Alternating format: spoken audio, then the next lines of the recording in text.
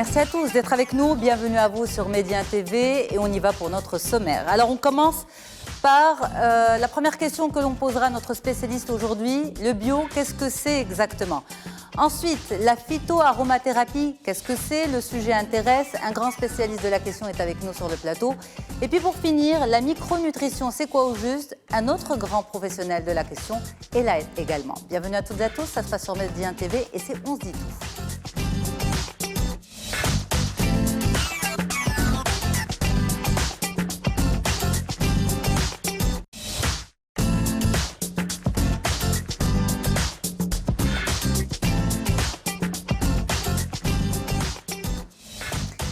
Merci à tous d'être avec nous. C'est un plaisir de vous retrouver une nouvelle fois avec tous ces sujets et surtout avec mes invités. Changement de décor cette fois-ci, pas par rapport au studio, mais par rapport, on va dire, au genre de spécialistes, genre identité. Très souvent, on a des femmes et on nous dit « mais pourquoi vous recevez beaucoup de femmes ?» Aujourd'hui, eh bien, changement de décor complètement, je suis avec 3 messieurs. Ça ne vous change pas trop, Dr Karim Louali? Vous êtes un habitué du plateau et très souvent, justement, vous vous retrouvez avec 2 autres expertes. Eh ben, ça change un peu. Ça change? La diversité. La diversité, exactement. On ne le fait pas exprès, en fait. On n'est pas dans la ségrégation ni quoi que ce soit. Mais voilà, on va dire que les femmes marocaines prennent les devants et participent à beaucoup de choses. Heureusement qu'elles sont là. Heureusement que nous sommes là, tout à fait. Bonjour messieurs, tout va bien? C'est un plaisir de vous recevoir, Omar Ben Mazouz. Alors, vous avez une double casquette, mais vous avez aussi une spécificité. Vous êtes informaticien de formation et puis vous êtes producteur bio de vocation. Et c'est de ce sujet-là en particulier que nous allons discuter avec vous. Très bien. Le bio, qu'est-ce que c'est? Exactement. À côté de vous, Dr Karim Louali, un habitué du plateau. Dr Karim Louali, vous êtes médecin nutritionniste. Et avec vous aujourd'hui, la micronutrition, c'est quoi au juste? C'est très tendance. Bon, on ne connaît pas forcément les tenants et aboutissants de cette discipline. Vous allez être notre guide, justement. Et en face de vous, professeur Jalil Belkamel, si vous le regardez vraiment, il ressemble à quelqu'un. Il ressemble à... il ressemble à sa fille. Et vous connaissez sûrement sa fille. Sa fille, c'est Sophia, de Sophia Amin Healthy Lifestyle, que j'ai eu le plaisir de recevoir très souvent et qui est très très connue, notamment sur Instagram, parce que c'est une influenceuse hors pair. Et vous, vous êtes son papa, mais vous n'êtes pas là parce que vous êtes son papa, vous êtes là parce que vous êtes professeur, il faut que je sorte les femmes, hein, parce que vous êtes professeur de phytoaromathérapie, entre autres, et vous êtes spécialiste des huiles essentielles. Oui. Vous avez lancé il y a quelques années déjà un jardin botanique, et puis vous avez votre propre marque de produits naturels, bio, marocains. Voilà, 100%, une marque 100% marocaine. 100%. L'une des premières, pardon, je pense, si je ne me trompe pas. C'est peut-être la première. La première, tout à fait, On absolument. est pionniers. Merci infiniment, en tout cas, d'être là, d'avoir fait le déplacement depuis Marrakech. Merci. Merci, messieurs, d'être avec nous. Et on y va pour notre premier sujet. Le bio, c'est quoi? C'est tout de suite.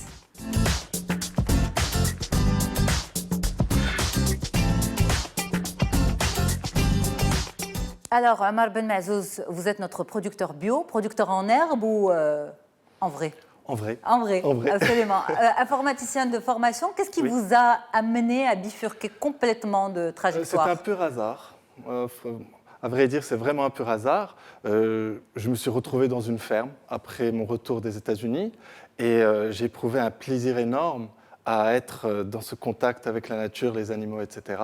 Et petit à petit, je me suis converti à l'élevage. On a commencé par la production laitière et aujourd'hui, on est dans toute une panoplie de production.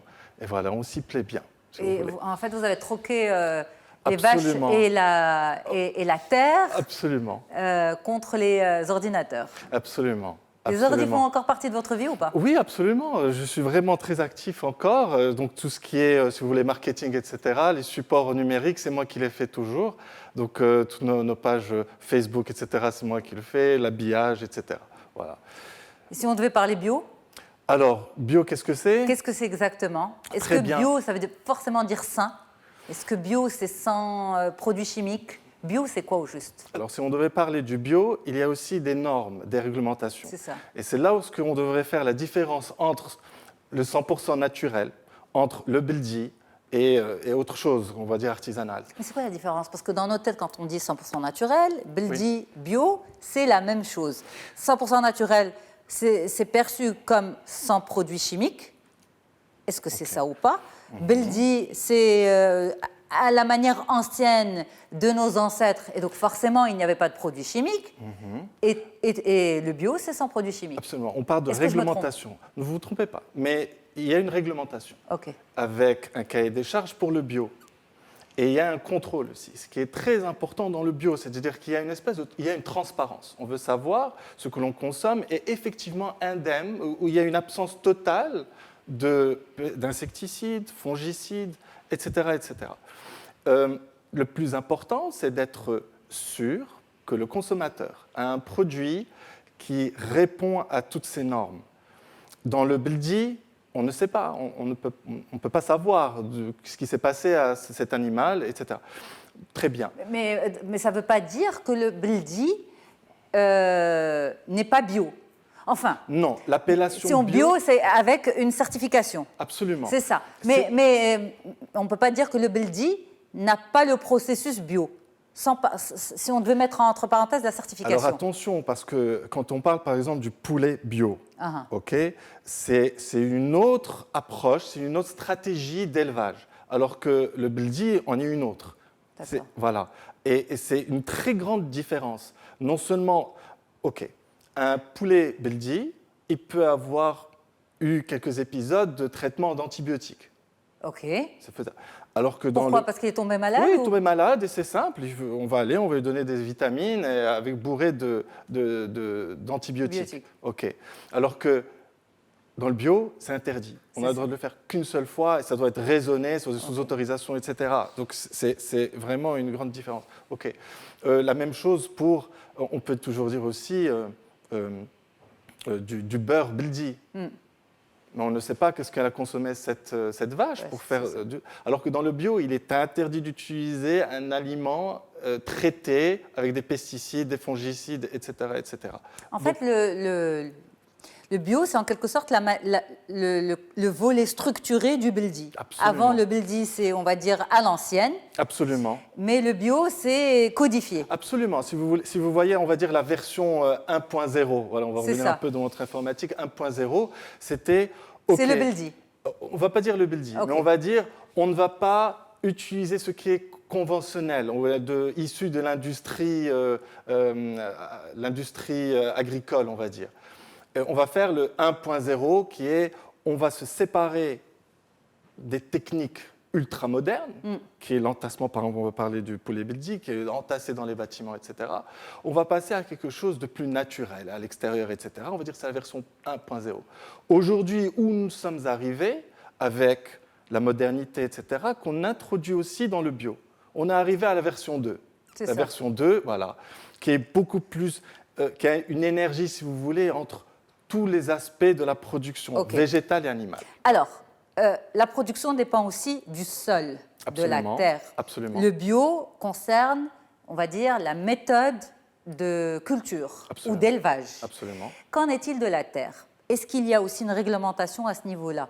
Je prends un exemple. Du jour au lendemain, j'ai envie de me lancer dans la culture bio. Très bien. OK. Très bien, et donc, je vais à la recherche d'un terrain. Très bien. Est-ce que je suis supposée savoir si ce qui se produisait juste avant était bio ou pas, ou bien je peux me lancer sur n'importe quel sol, même s'il a été travaillé, retravaillé et exploité chimiquement, et lancer mon bio? C'est une super question, parce que le bio, effectivement, pour être certifié bio, il faut au moins 2 ans.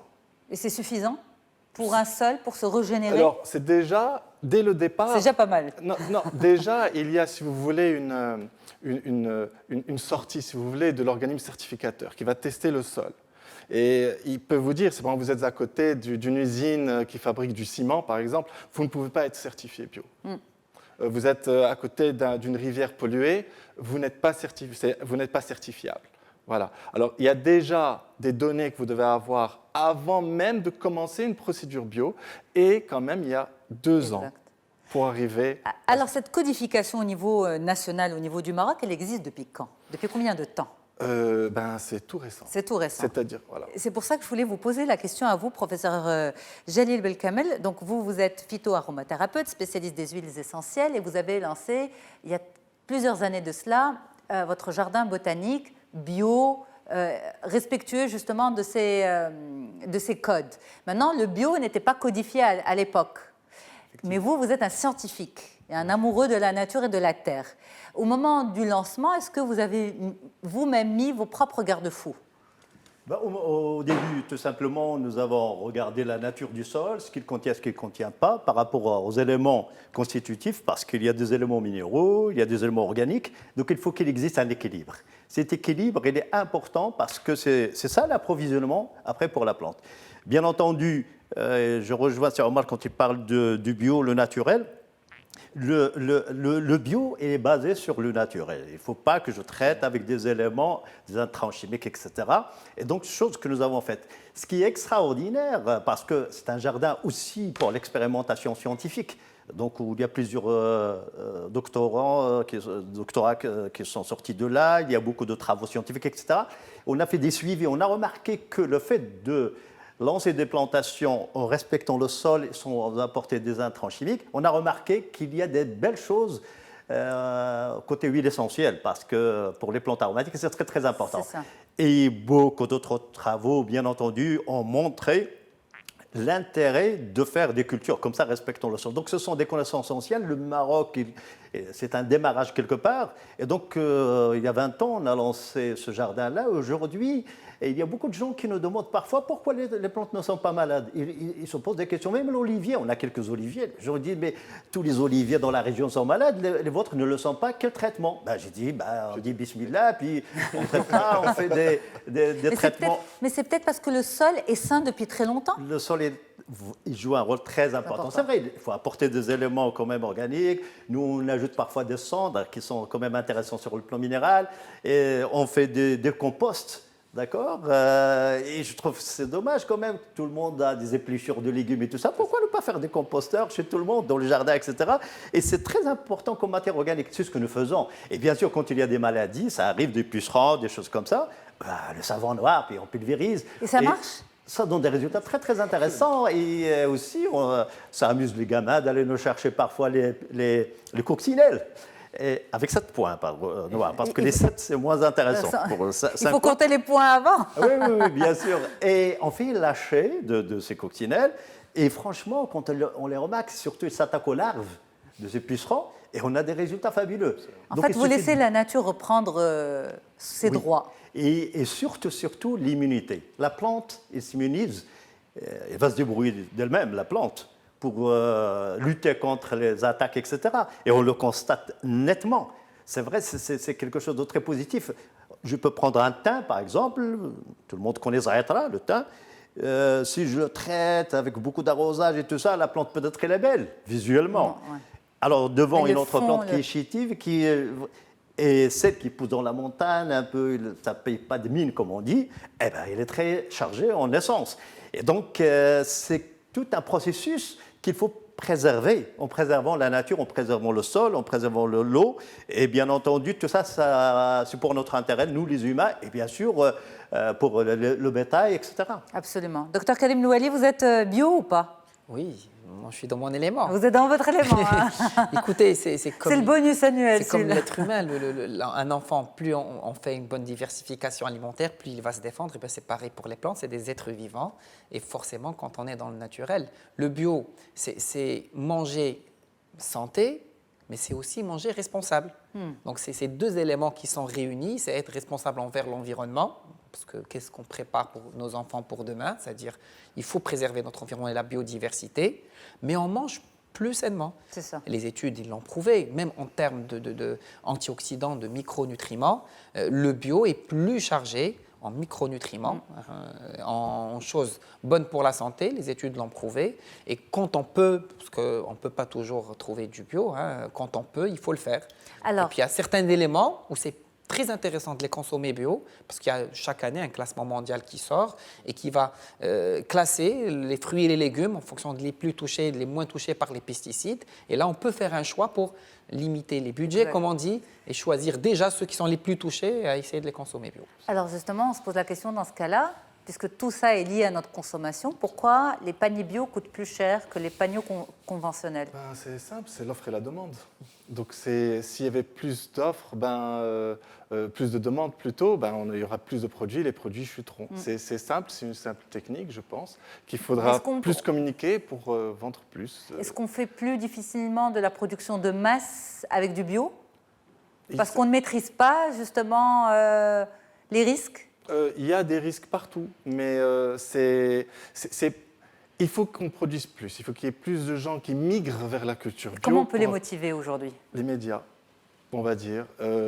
Les médias, je veux bien, les mais formations. c'est ça. Les médias, oui, Ouais. alors, bien sûr. Mais il y a aussi, quand on se lance normalement dans un business, c'est aussi pour le chiffre d'affaires. Alors, par rapport à première édition de Salon Bio 2019, on a vu qu'il y avait une urgence de communiquer. Alors, il y a eu pas mal de gens qui sont venus visiter, ça a été un franc succès. Et il est impératif de continuer dans cet élan-là.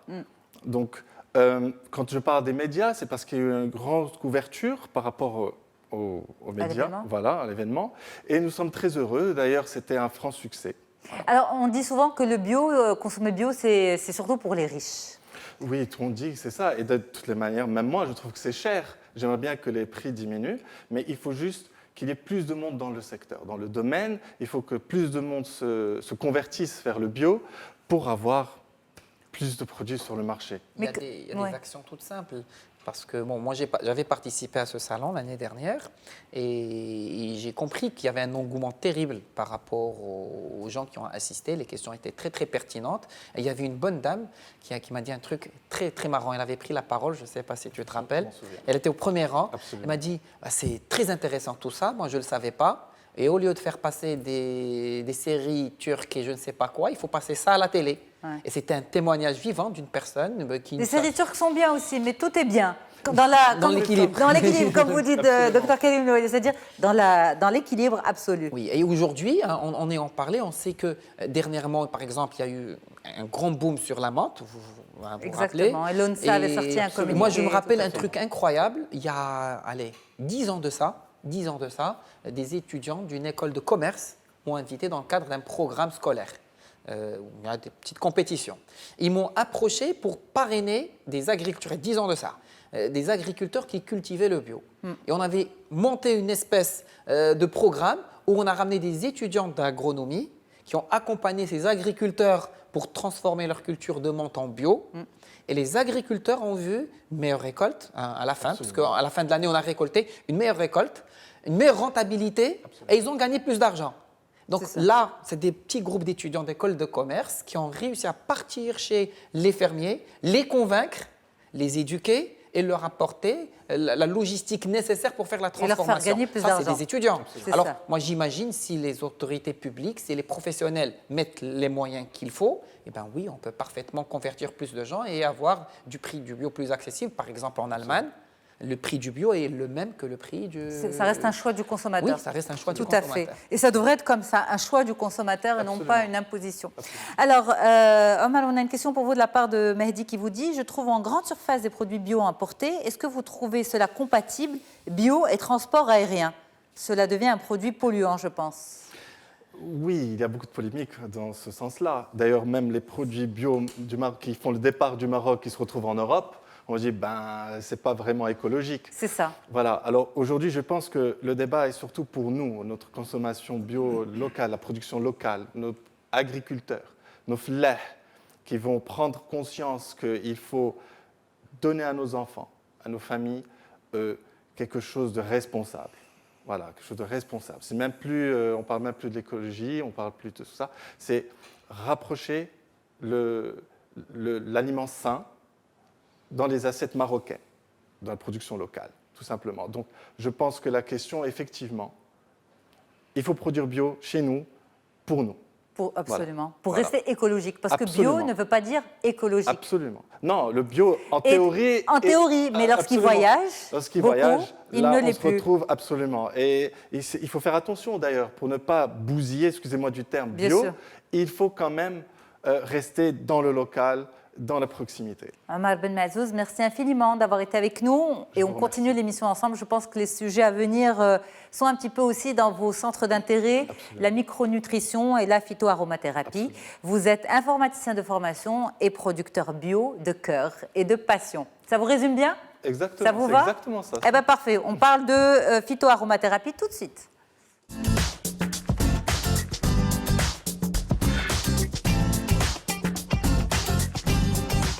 Professeur Jalil Belkamel, merci infiniment encore une fois d'être avec nous, d'avoir fait le déplacement depuis Marrakech. Vous êtes phytoaromathérapeute, spécialiste des huiles essentielles et vous êtes un grand amoureux de la nature. Vous avez lancé, on va dire, la première marque de cosmétiques naturels et bio au Maroc.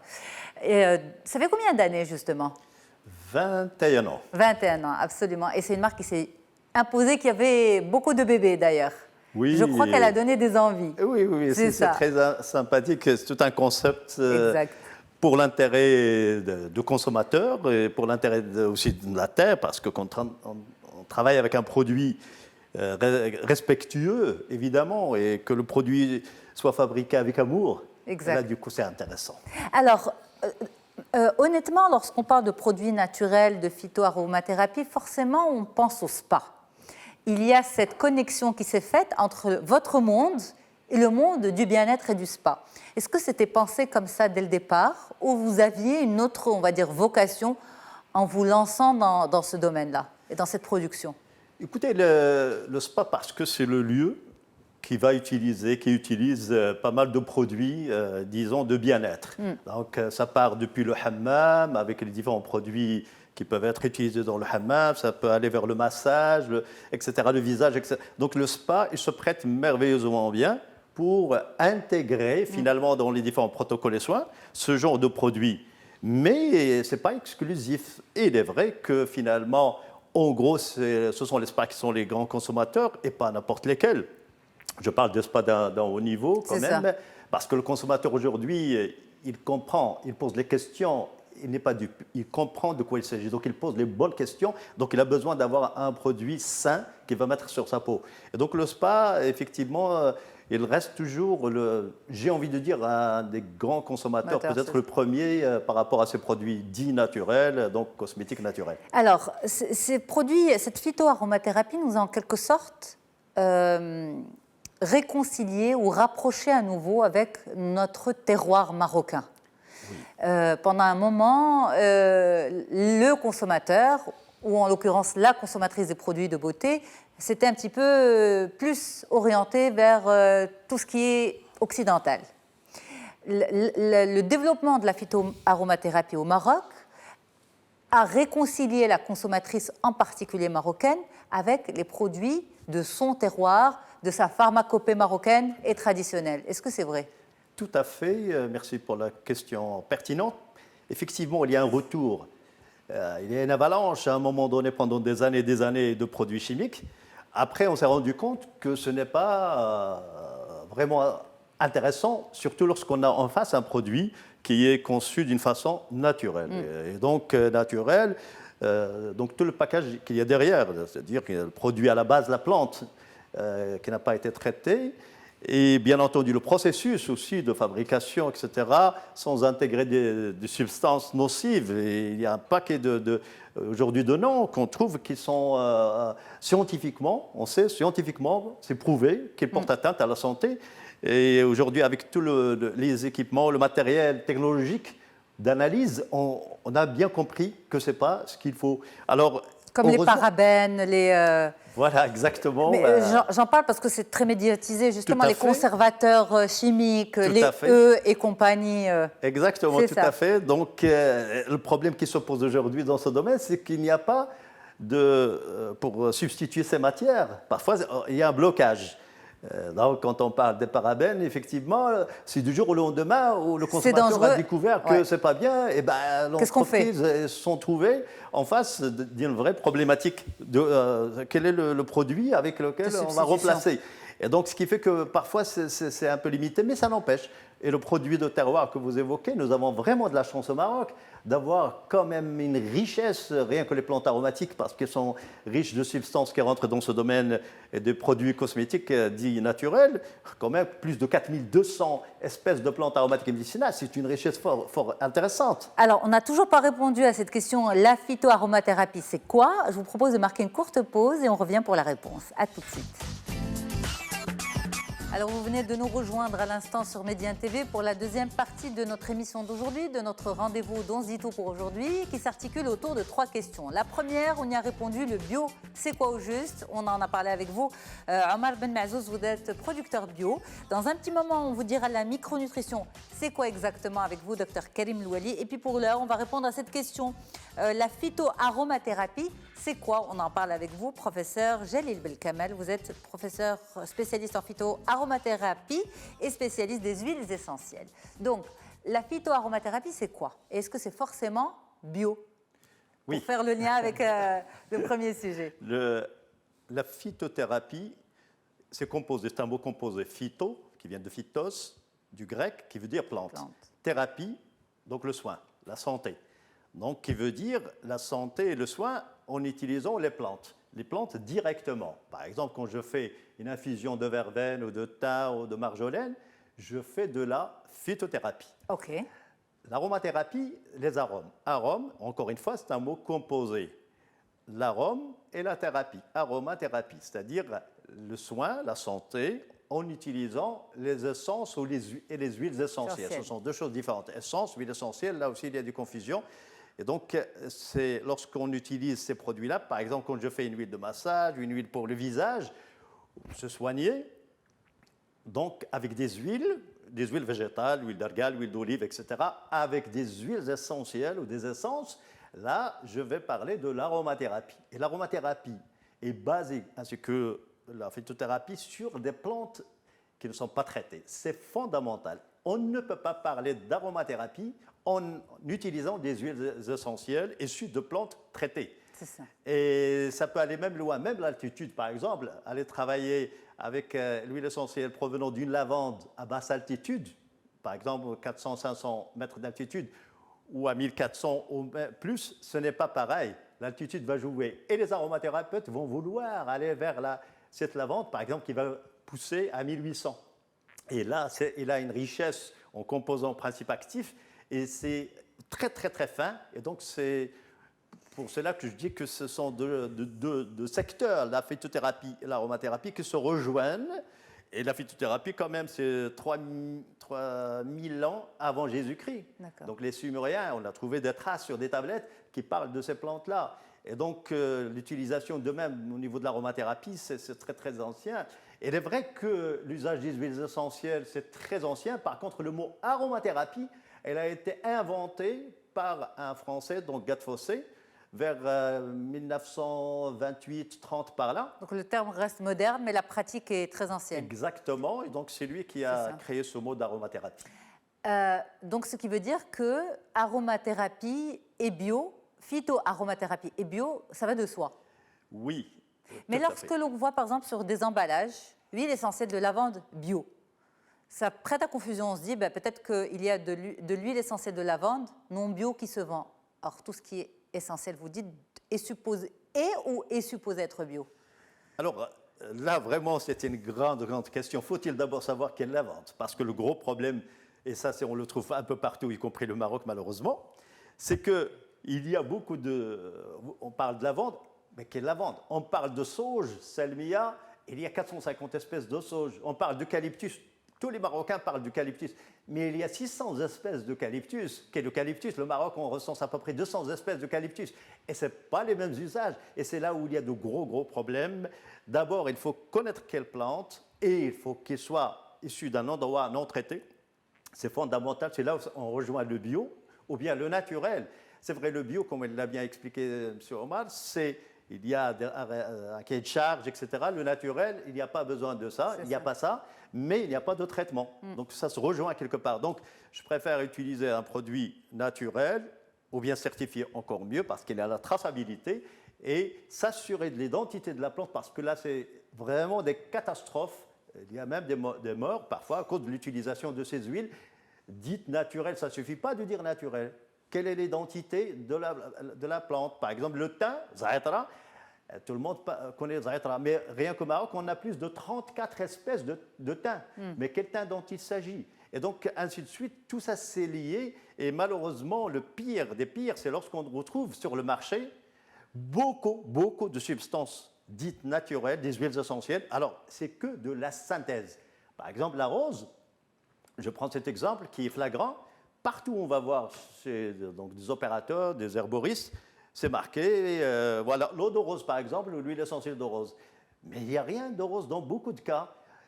L'huile essentielle de rose, ça peut être le prix jusqu'à 170 000 dirhams le litre. 170 000 dirhams le litre, 17 millions de centimes.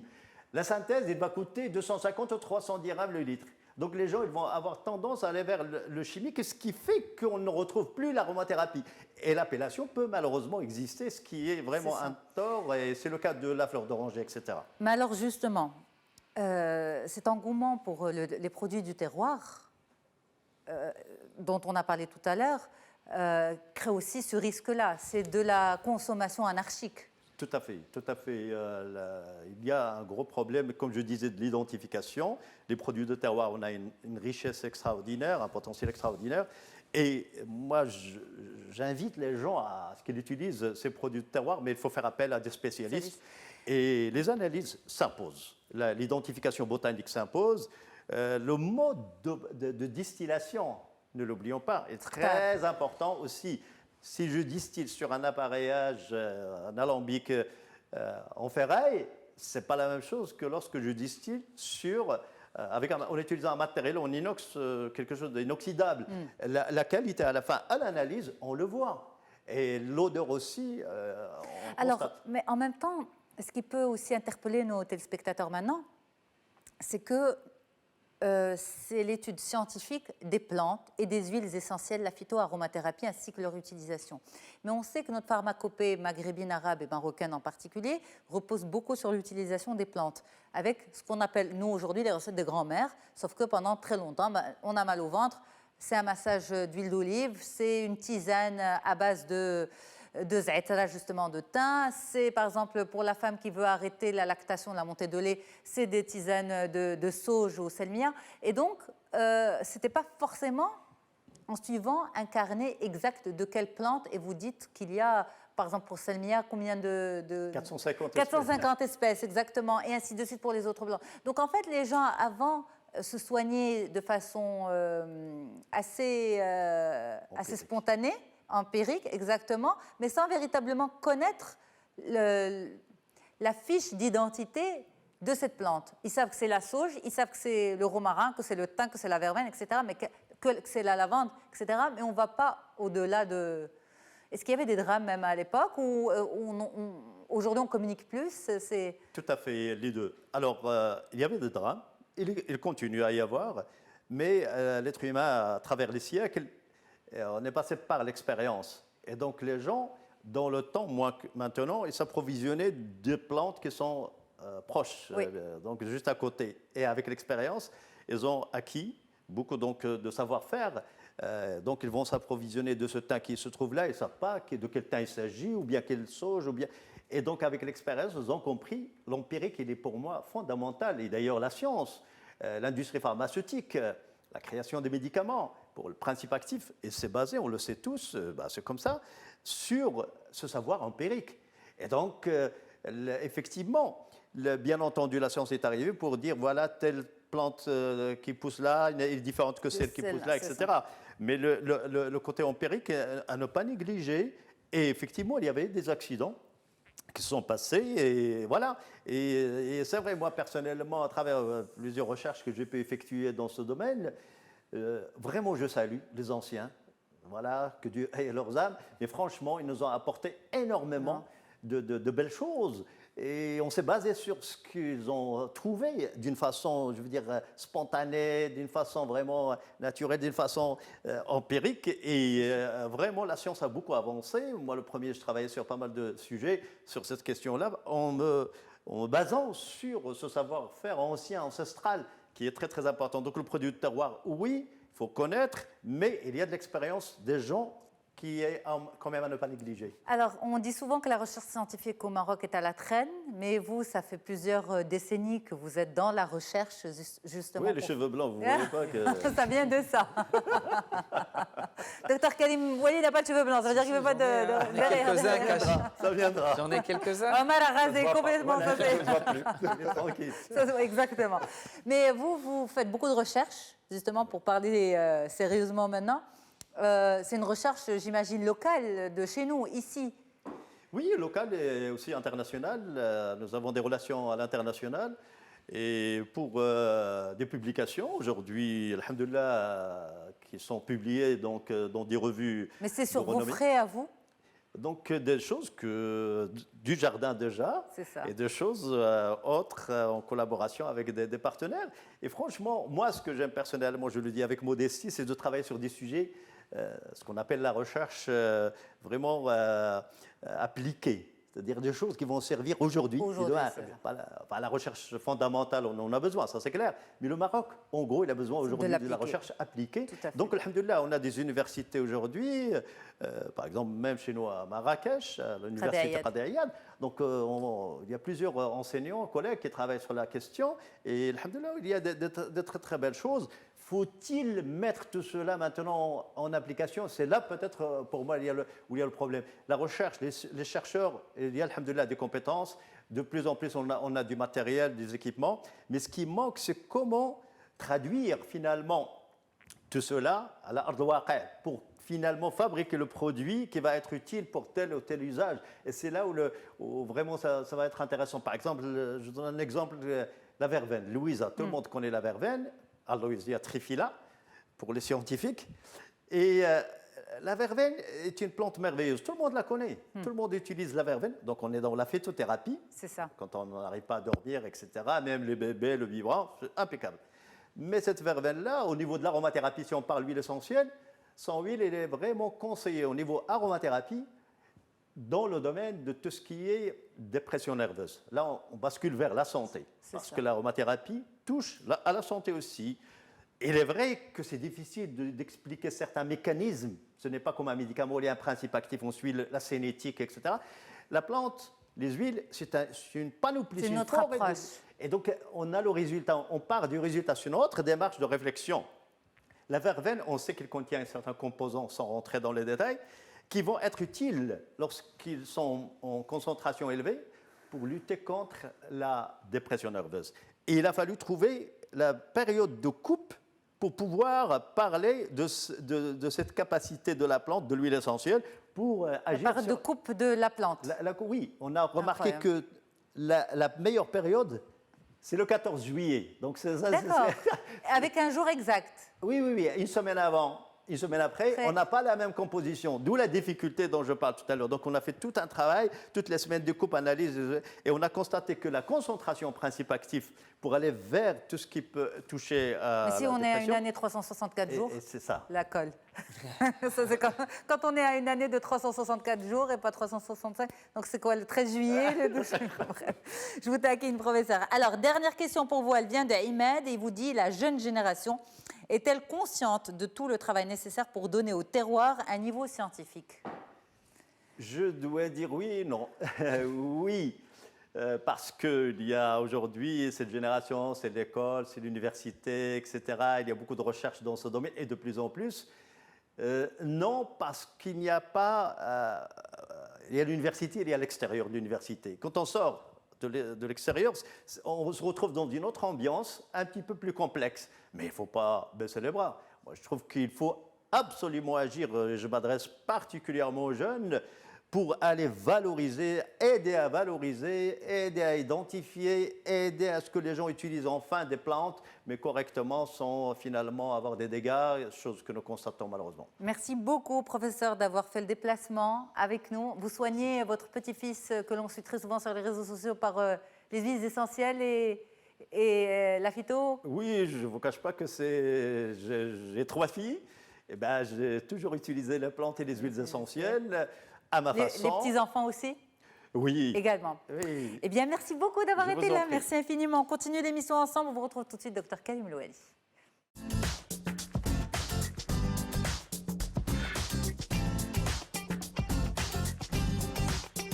Et avec vous, docteur, on parle aujourd'hui de micronutrition, à l'inverse de la macronutrition, justement, qui était très répandue et autour de laquelle se basaient les régimes alimentaires.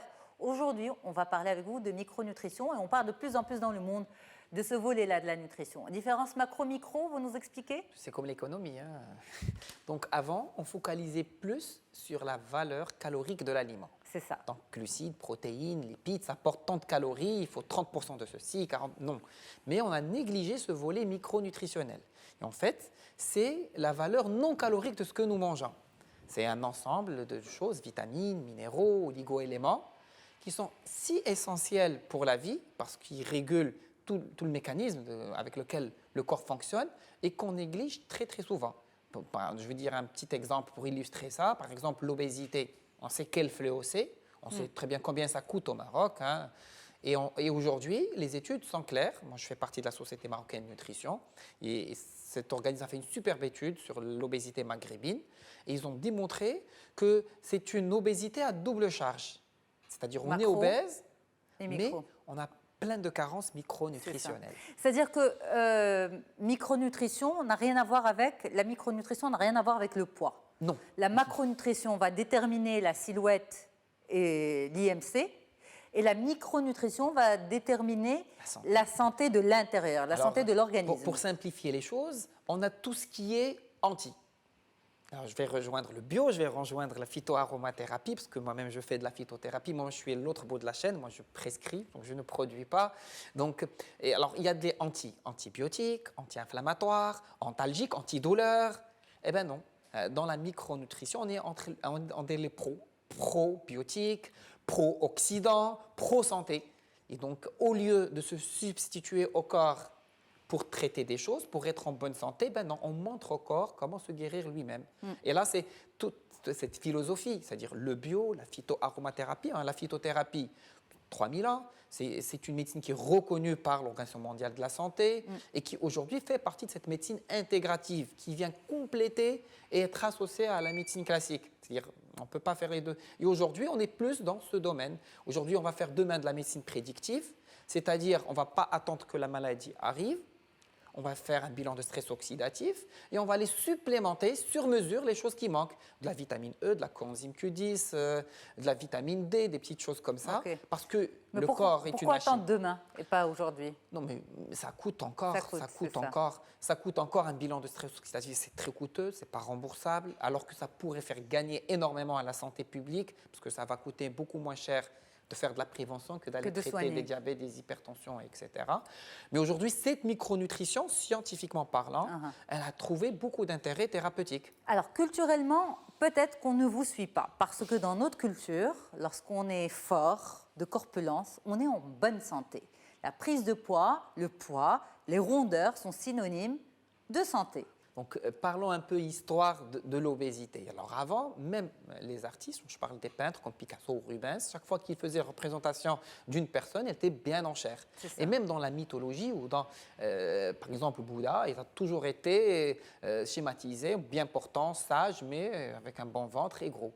Mais il faut dire qu'avant, on mangeait sainement. Bon, on ne vivait pas longtemps, il n'y avait pas les réseaux sociaux qui montraient les choses, il n'y avait pas l'épidémiologie qui comptait, il est mort et c'est bon, il est mort, on ne savait même pas de quoi. On n'arrivait pas en fait à avoir l'espérance de vie était quand même très courte. Mais il n'empêche que les obèses d'avant ne sont pas les obèses d'aujourd'hui. Parce qu'avant, il n'y avait pas les fast-food, la junk food, le stress, la pollution et les choses qui vont avec. Ouais. Et aujourd'hui, les études l'ont prouvé. Les obèses ont cette double charge au Maroc. On a beaucoup de chiffres qui parlent de carence en fer, de carence en micronutriments. Et on le sait, d'iode qui a causé une grande épidémie de problèmes de goitre, de thyroïde. Bon, les choses, on est en train de supplémenter nos alimentations un peu partout. Mais aujourd'hui, il n'y a plus cette conscience qu'il faut faire attention à la valeur micronutritionnelle. Un déficit en fer, ça crée des problèmes énormes. Je ne parle pas d'anémie et d'asthénie, mais je parle même pour des générations futures. Parce qu'une maman anémique va donner des générations d'enfants qui vont enfanter encore après des enfants anémiques. Faible poids de naissance, prématurité, problèmes de santé. Donc aujourd'hui, on a compris que ce corps parfait qu'est le corps humain a besoin de ces facteurs, vitamines, minéraux que le corps ne fabrique pas, que le corps apporte par l'alimentation pour mieux lutter contre l'oxydation et pour être en phase avec la santé. Est-ce qu'on peut se permettre d'aborder le sujet du poids de forme dans ce sujet de micronutrition? Oui. Alors, quand on parle du poids et de la micronutrition, c'est très, très intéressant parce qu'on ne fait plus attention au volet poids, pesage, macronutrition. Silhouette. Voilà. C'est des régimes, pas des régimes, mais c'est des modes de vie santé. C'est des profils santé, c'est du sur-mesure. Ouais. C'est en fonction de l'environnement, de la personne, de l'histoire. Donc, chaque cas est un cas. Est-ce qu'on peut rappeler à nos téléspectateurs ce qu'est le poids santé, sa différence avec le poids balance? Alors, quand on fait un poids IMC, c'est le poids par rapport à la taille. C'est ça. C'est plus un paramètre scientifique pour faire des statistiques. Parce qu'on ne peut pas, chez toute la population, dire combien il y a de matière grasse, combien de matière... Non, ce n'est pas possible. Et donc, on a besoin d'un outil scientifique pour faire, voilà, on a plus tant de personnes au-delà de 25 en IMC, donc on a tant de populations en surpoids, etc. Mais quand on parle poids de santé, ça veut dire qu'on peut être en bon point au niveau poids, mais à l'intérieur de notre corps, on a un taux de matière grasse qui est correct. On a plus de masse musculaire. Et donc, on est en meilleure santé. Et donc, le poids ne reflète pas forcément la santé et l'état de santé. Parce que le poids reflète la macronutrition et non pas la micronutrition. Et non la micronutrition. Qui dit micronutrition et bio, est-ce que ça va ensemble? Est-ce que les produits bio, pour revenir au premier sujet, est-ce que les produits bio sont plus riches en vitamines, oligo-éléments que les produits conventionnels, bien entendu. bio? Alors, quand on fait de la culture accélérée ou de la culture avec des pesticides, je vais vous dire un truc très simple. Si moi je produis, je vais dire un truc au hasard, sur 2 hectares, 4 fois plus de tomates, la tomate, elle va puiser ses minéraux et ses oligo-éléments dans la terre. Ok, ça vient de là. Et donc, c'est divisé par 4. Ouais. Donc, tout simplement. C'est-à-dire que quand il y a de la culture raisonnée, quand la terre est fertile, quand la terre est riche, forcément, elle va puiser mieux les minéraux, les vitamines et les oligo-éléments. Ça vous va mal comme réponse? Je vous vois très satisfait. Absolument. Il défend bien votre... Absolument, la cause. La cause. Et surtout quand il y a moins d'hormones de croissance. C'est ça. Ça aussi. Ouais. Peut-être pour finir justement, est-ce que la micronutrition peut pallier aux problèmes engendrés par la macronutrition, à savoir notamment les problèmes de diabète de type 2? Est-ce que la micronutrition peut aider une personne diabétique à mieux gérer son diabète? Effectivement, et les applications cliniques sont énormes et scientifiquement prouvées. Par exemple, dans le diabète type 2, on sait que le problème est une insulinorésistance d'un côté, un pancréas qui ne fonctionne pas bien, mais bien entendu, une alimentation saine, en apportant les bons oligo-éléments, et je parle notamment du chrome, qui aide le corps à réguler lui-même le diabète. Et on a eu des cas qu'on suit chez nous, où on était amené à réduire drastiquement le composant thérapeutique, le traitement médicamenteux, parce que la personne a mangé équilibré et parce qu'elle apporte les micronutriments qu'il faut. Et la phytoaromathérapie, elle apporte énormément de choses dans le diabète, le fenugrec, la cannelle. Donc, dans notre terroir, il y a des choses intéressantes au niveau santé. Puis, dans d'autres pathologies, par exemple la micronutrition, on trouve énormément d'applications dans tous les troubles digestifs, et notamment les colopathies fonctionnelles, dans les problèmes neurologiques, la dépression, l'anxiété, le stress, parce que tout passe par l'alimentation. Quand je donne un bon équilibre micronutritionnel, en fait, mes réactions chimiques dans mon corps se font très, très bien. Et ça permet de gérer beaucoup de problèmes. Il y a aussi une question que l'on n'a pas abordée, mais je pense qu'on n'aura pas le temps, mais ça veut dire qu'on se retrouvera pour en parler, c'est que qui dit phytoaromathérapie, ça ne veut pas dire sans danger. Oui, parce que vous avez abordé le fenugrec Dr Karim Louali et le helba reste problématique chez nous, justement. Même les huiles essentielles. La consommation les Marocains, on dit mettez une goutte, tu dis je vais en mettre 3 pour que je guéris rapidement. Donc il faut suivre les recommandations et les spécialistes. C'est une question importante. On lui laissera. On lui laissera toute sa place. Oui. Mais justement, rapidement, on peut dire aux téléspectateurs, encore une fois, ce n'est pas parce que c'est naturel, que c'est des plantes, que c'est des huiles essentielles, que c'est sans danger pour la santé. Il faut des recommandations de professionnels, et on en a au Maroc, justement. Effectivement, le dosage est vraiment très, très, très important. On ne dose pas une plante A, une plante B de la même façon. C'est ça. Par exemple, les Marocains connaissent bien Shiba. Exact. Donc l'absinthe. C'est l'absinthe, oui.